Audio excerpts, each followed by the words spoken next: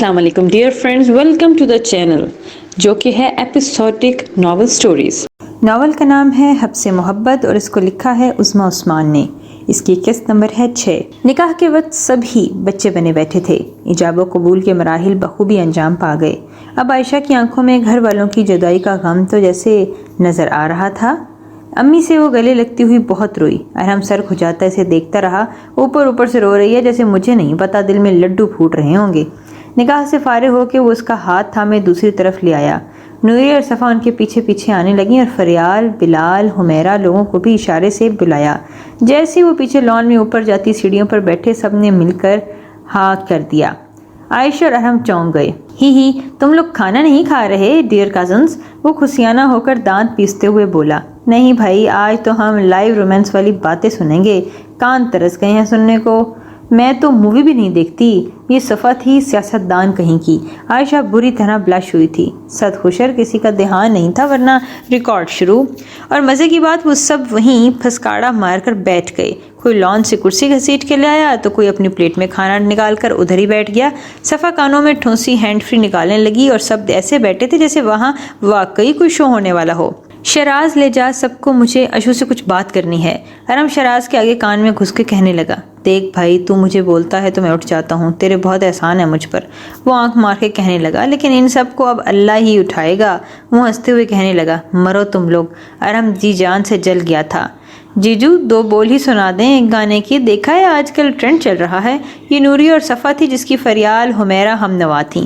ہاں او شرمیلے بھائی، چل اٹھ، تھوڑی رونق لگا لے۔ شراز نے بھی ٹھوکا لگا دیا۔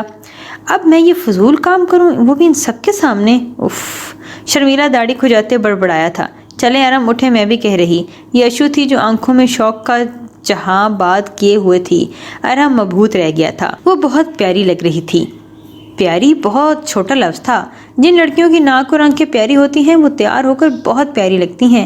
ارحم اس بات پر ایمان لایا تھا۔ عائشہ کا گلوسی میک اپ اب بہت ہی پیارا لگ رہا تھا۔ یہاں وہاں دیکھتی بالکل گڑیا لگ رہی تھی، باربی ڈال۔ پھر کرونش بجایا جسے کہہ دی رہا ہو، جو حکم ملکہ عالیہ۔ سب ہنس دیے۔ سب نے مل کر اوئے ہوئے کورس میں کہا تھا۔ عائشہ مترنم سی ہنسی دی، ماحول رومانی سا ہو گیا تھا۔ اپنے احساس سے چھو کر مجھے سندل کر دو، میں صدیوں سے ادھورا ہوں، مکمل کر دو۔ نہ تمہیں ہوش رہے نہ مجھے ہوش رہے، اس قدر محبت کرو کہ مجھے پاگل کر دو۔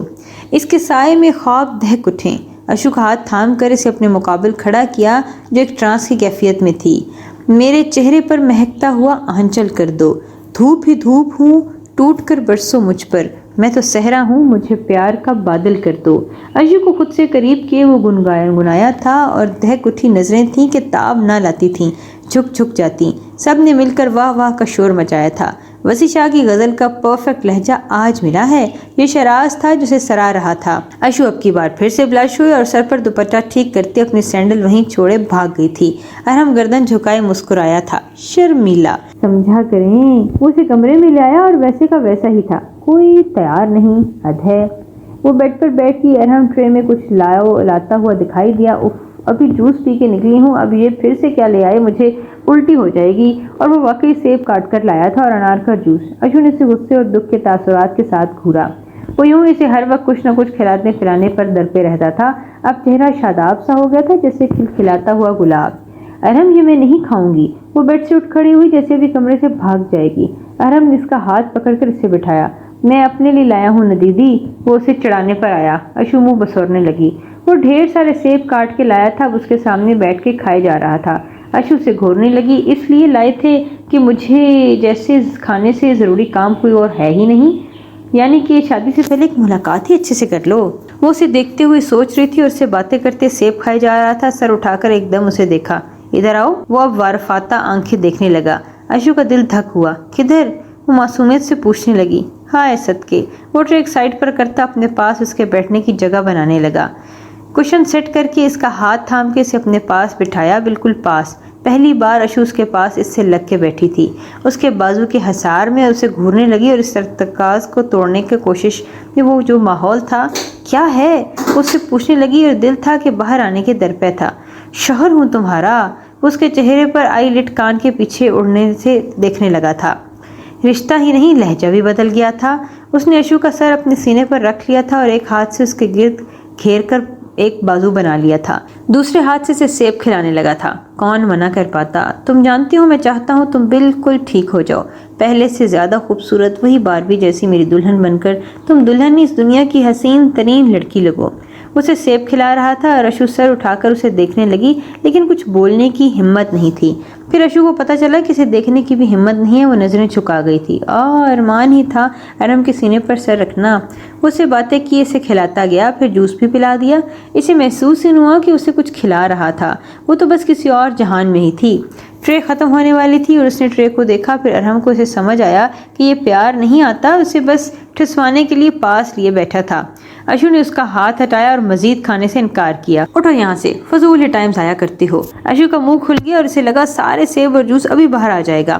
وہ غصے سے ہانپنے لگی اور ٹرے جو سائڈ پر رکھا تھا مڑ رہا تھا، اس پر تکیوں اور چیزوں کی بوچھاڑ کر دی۔ اتنی دیر سے مجھے لگا ارہم مجھے پیار کر رہے ہیں اور آپ مجھے ٹھسوانے کے لیے بیٹھے تھے۔ ارہم یو چیٹر! وہ اسے اپنے پاس کتابیں دے مارنے لگی تھی، بیچارہ مشکل سے بچ بچاؤ کر رہا تھا۔ سچ بولنے کی اتنی بڑی قیمت اس کو چکانی جو پڑ رہی تھی۔ اشو اس کے کمرے کا حشر خراب کرنے پر تلی تھی۔ ہاں نہیں تو سلیکٹو ون۔ وہ تکیہ کی آڑ میں اسے روکنے کے لیے آگے بڑھا تو آگے توڑ پھوڑ کر دیتی، تو 2 دن کوئی بھی مستری سے کمرہ نہ بنا کے دیتا۔ پھر شادی بخیر و عافیت نپٹ گئی تھی۔ ارہم ساری رسموں سے فارغ ہو کر، یعنی کہ ایک طرح سے دیکھا جائے تو جان چھڑا کر کمرے میں آیا تھا، عائشہ کو لے کر اور شکرانہ ادا کرنے کہ وہ سفید اور سرخ گلابوں سے سجے اس کمرے میں آیا تھا۔ مگر یہ کیا؟ وہ سوچے سمجھے بیٹھا تھا کہ اشو سو چکی ہوگی یا کم سے کم تنگ آ گئی ہوگی۔ نہیں، اشو بیڈ کے عین وسط میں براجمان تھی، سرخ لہنگے میں جس پر سفید لینز لگے ہوئے تھے پہنے ہوئے، اور ان پر سفید اور لال گلابوں کا ایک ہی حصہ لگ رہی تھی۔ جھکائے گردن جھکائے، اوپر نیٹ کی چادر سے گھونگھٹ نکالے۔ واللہ کوئی مر نہ جائے اس حسن پر۔ وہ بیڈ پر آیا تھا اور اشو کا گھونگھٹ اٹھایا اور اس کی آنکھیں بند تھیں۔ اسے تھوڑی سے پکڑے، اس کا چہرہ اونچا کیا اور اشو کی آنکھیں بند رہیں۔ اشو! وہ گویا ہوا جذبات سے بوجھل آواز۔ اشو میں کوئی حرکت نہ ہوئی۔ مطلب اب تم مجھ سے شرماؤ گی؟ That's great. وہ اسے اکسانے لگا تو بولے، مجھے بھی نہیں دیکھو گی شہزادی کہ کیسا لگ رہا ہوں میں؟ اف، بچوں کی سی معصومیت۔ اشو نے سر جھکایا۔ اس نے اشو کا ہاتھ تھاما اور اس کی گود میں سر رکھ کے لیٹ گیا۔ اشو اسے دیکھنے لگی اور اس نے آنکھیں کھولیں تو ارہم اس کی گود میں سر رکھے لیٹا ہوا تھا، اپنا اگلا وہ بھی نہیں اتار پا رہا تھا۔ کسی ریاست کا سب سے حسین شہزادہ نہیں، کسی مصور کی مکمل پینٹنگ، مکمل عکس بھرے، اور پھر ہونٹ اور ستم، اس پر مونچھیں، ہلکی سی پھر داڑھی اور اس کے چوڑے شانے۔ اشو نے اپنی آنکھوں پر ہاتھ رکھا اور اس کی مونچھوں کو چھونے لگی انگوٹھے اور انگلی سے۔ وہ مسکرایا اور اٹھ بیٹھا۔ اشو نے پھر سے نظریں جھکا لی۔ میں نے سوچا تھا تم اتنی پیاری ہوا کرو گی اشو، تم دلہن بن کے تو شہزادی لگو گی، اس دنیا میں تمہارے جیسا کوئی نہیں ہوگا۔ وہ کھوئے ہوئے لہجے میں بولا۔ اشو اس کا منہ تکنے لگی، آنکھوں میں نمی آ گئی اور 1000ویں لمحے میں تو کیا میں، مگر تم، وہ اس پر جھکا، تم اس دنیا سے نہیں لگ رہی، تم حوروں کو بھی آج ماش دے رہی ہو۔ اشو تم شہزادی نہیں پری لگ رہی ہو، جیسے کوئی باربی گڑیا یا دلہن بنی ہو، وہ پوری سچائی سے کہنے لگا۔ اشو کی ہارٹ بیٹ جیسے مس ہوئی ہو۔ ارہم نے اس کا ہاتھ چوما تھا، اسے لٹا دیا، خود ایک کروٹ ہو کر اس پر جھک گیا۔ اس کے تکنے محفیت سے، فرصت سے، پوری محبت سے اس پر جھکا اور اس کا گال چوما، ایک بار، دوسری بار، پھر بار بار۔ اشو شرم سے جھنجھلا اٹھی اور ارہم کے بازوؤں میں چھپ گئی۔ ارہم نے اسے سینے سے لگا لیا اور اس کا سر تھپتکایا۔ برسوں پرانی خواہش پوری ہوئی تھی۔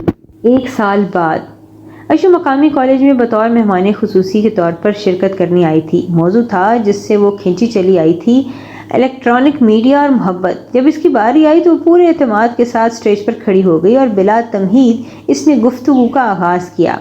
السلام علیکم۔ بہت اچھا اور مفید موضوع تھا، میں خود کو آنے سے روک نہ پائی۔ مجھے اتنا زیادہ تو کچھ نہیں کہنا آتا، مگر اتنا ضرور کہوں گی کہ جو آج کل لوگ ہر طرف محبت کا پرچار کرتے نظر آتے ہیں اور اپنے دکھوں کا اشتہار لگاتے نہیں تھکتے، پھر یہ کیا ہے؟ اس نے توقف سے کہا۔ میں سوشل میڈیا پر دیکھتی ہوں کہ لوگ اتنی دکھی شاعری کرتے نظر آتے ہیں، دل کرتا ہے بندہ پوچھ ہی لے، ابھی آپ کا محبوب بس آپ کو چھوڑ کے گیا ہے یا آپ کو مار پیٹ کے لوٹ کے آپ کے پیسے لے کر بھاگ گیا ہے؟ ہال میں ہنسی گونجی تھی۔ نہیں، مطلب یہ تھی آپ کی محبت، کہ محبت ساتھ تھی تو ٹھیک، اب چھن گئی چلی گئی تو اس کی بھاڑ میں ڈال کے آئیں، اے محبوب کا نام لے کر جگتے بنائیں۔ سچ تو یہ ہے کہ محبت کوئی نہیں کرتا، بس سب شرک کرتے ہیں۔ یہاں عزت نہیں ہوتی۔ لڑکیاں سن لیں، محبت کبھی بھی کوشش اور واٹس ایپ پر غمگین سٹیٹس لگانے سے نہیں ملتی، نہ اس کا اجر ملتا ہے اور نہ ہی محبت دوبارہ ہوتی ہے، کبھی بھی نہیں۔ محبت میں ایکس اور نیکسٹ نہیں ہوتا، ایک ہوتا ہے اور وہ محبوب ہوتا ہے۔ ایکس اور نیکسٹ فلرٹ ہے۔ جتنی تعویلیں گھڑ لیں، یہ ایکس اور نیکسٹ والا چکر محبت کو گالی بنا دیتا ہے۔ ایکس جا چکا، نیکسٹ کے پاس آپ کی کوئی عزت نہیں ہوگی۔ اور آپ کو ایک مثال دیتی ہوں، ایک صاحب میری دوست کو تنگ کر رہے تھے، میں نے اس سے اس بات کا مسئلہ کیا ہے آخر پوچھا، اور میں نے دھمکی دی کہ اگر وہ باز نہ آئے تو میں ان کی منگیتر کو بتا دوں گی، پھر آپ زندگی بھر تانے سنیں گے، ساری زندگی۔ آپ جانتے ہیں ان صاحب نے آگے سے کیا کہا؟ وہ نرم سے لہجے میں بولی، اس نے کہا بول دیں آپ سے، وہ کبھی مجھے تانا نہیں دے گی۔ ابھی میں ان کی انڈرسٹینڈنگ پہ حیران تھی کہ انہوں نے مزید کہا کہ میری والی خود ایک افیئر بھگتا چکی ہے، میرا کیا بگاڑے گی، مجھے تانا دے گی، وہ خود بھی سنے گی۔ میں سن ہو گئی تھی۔ یہ انڈرسٹینڈنگ نہیں، یہ اپنی پارٹنر کی کمزوری ہاتھ میں آنے کا ایک جواز تھا۔ سہل سہل قدم، اور پھر کیا تھا، بس قدم رکھنا اچھے سے۔ یہ دنیا جو دکھتی ہے وہ دکھی نہیں ہے، اور جو دکھتی ہے وہ ہے نہیں۔ اجازت چاہوں گی، شکریہ۔ وہ الحمدللہ کہتی اسٹیج سے اتر آئی اور ارحم مسکرا رہا تھا۔ چول میری، ختم شد۔ محبت میں کردار کی اہمیت سب سے اوپر ہے۔ ہر لڑکی کو بے داغ زندگی گزارنی چاہیے۔ مرد کچھ نہیں چاہتے سوائے مضبوط کردار کے۔ ہر لڑکا ارحم نہیں ہوتا، اور ہر لڑکا ارحم کی طرح معافی اور درگزر کا حوصلہ بھی نہیں رکھتا، مگر ہاں، اگر ہر لڑکی عائشہ کی طرح مضبوط کردار کی ہو تو ہر لڑکا ارحم ہو سکتا ہے۔ اس کا محافظ۔